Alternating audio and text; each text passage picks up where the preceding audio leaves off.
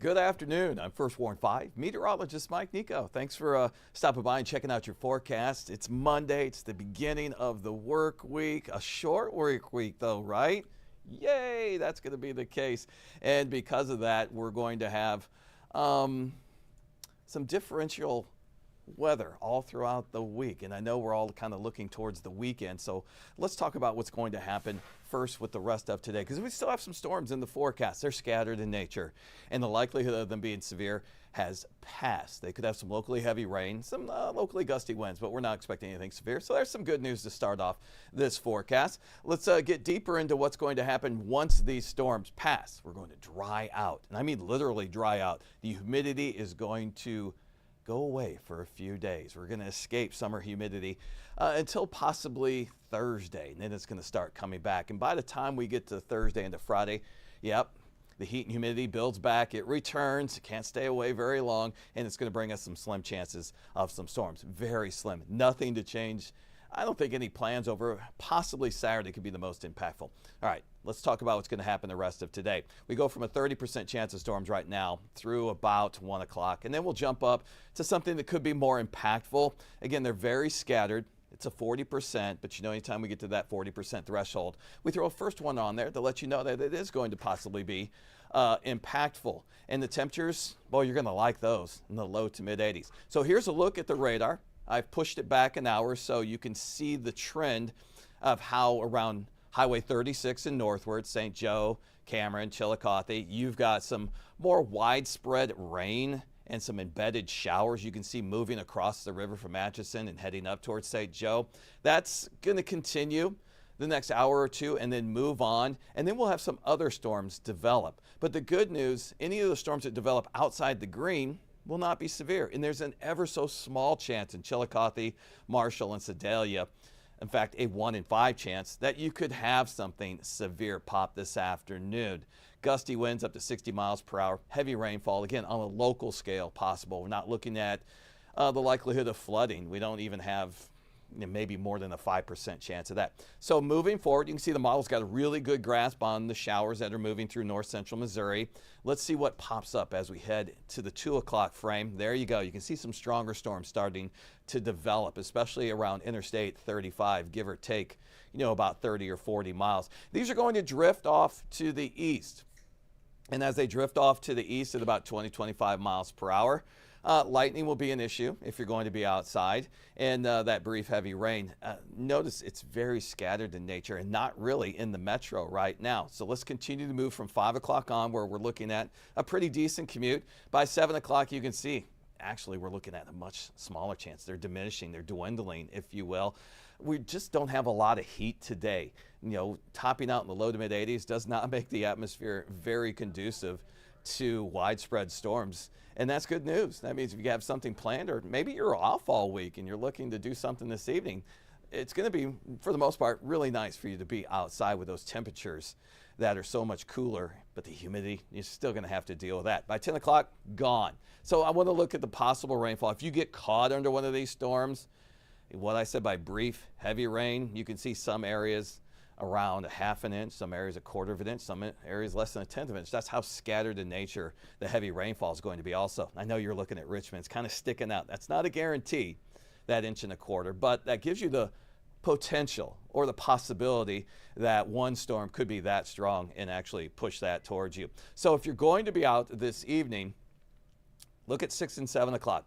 You already saw on the radar right there how scattered in nature they are. But we're going to put a first warn because if you have plans out there, they could impact them. And then look at that, some 70s. Are you kidding me? How nice is that as we head through the latter parts of the evening? So looking ahead, once we get past this, we've been promising you for more than a week that it's going to be really comfortable Tuesday. Look at that, seasonally warm, 86, tons of sunshine, and then the slow migration comes in. Wednesday's going to be warm, no doubt about it. You hit 89, that's still warm to almost hot, but it's without the humidity, so it'll feel pretty nice. And then we get into Thursday, we're looking at heat and humidity slowly climbing. 91's the temperature. Heat index will be getting close to the upper 90s to near triple digits. And is that a precursor for the 4th? Yeah, a little bit. We'll take a deeper look into that forecast coming up here in a second. First, let's plan out your Tuesday.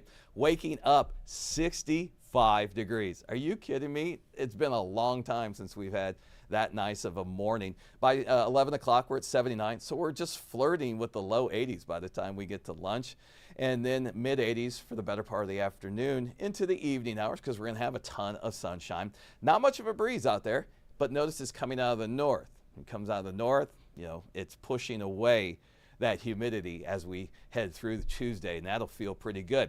So I've talked about the next 3 days and Friday. Nobody wants to do yard work on Friday, but we're going to put it out there just in case you have to. The best 2 days to be outside doing any kind of vigorous activity, whether it's to mow or not, is going to be Tuesday and Wednesday. And then we'll just put fair for Thursday and Friday, because compared to what we've been through for the start of summer, we had 8 consecutive days in the 90s. We had several days with triple-digit heat index.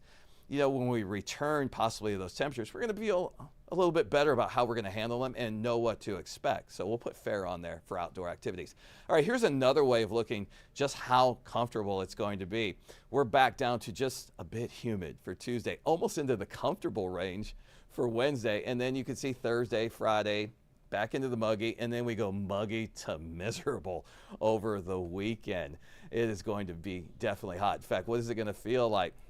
88 tomorrow, we're going 86. 93 on Wednesday, that's not bad, but there you go.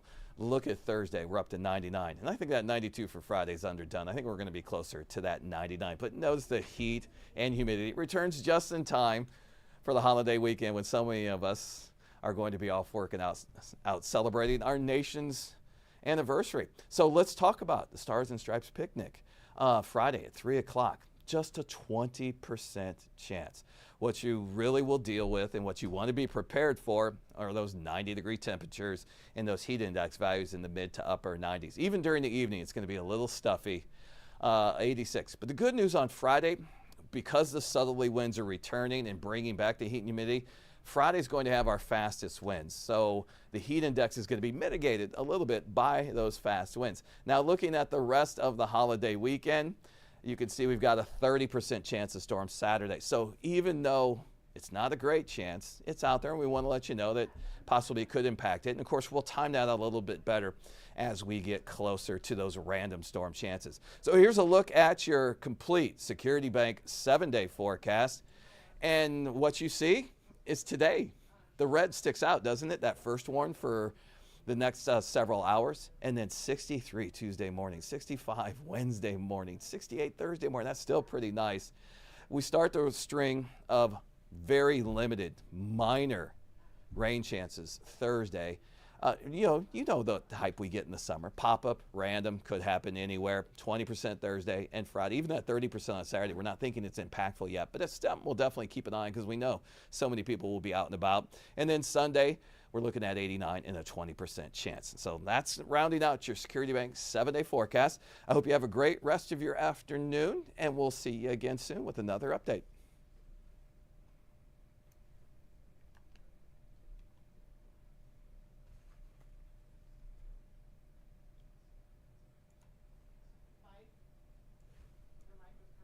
Yes, it was. Yes, it was. Thank you.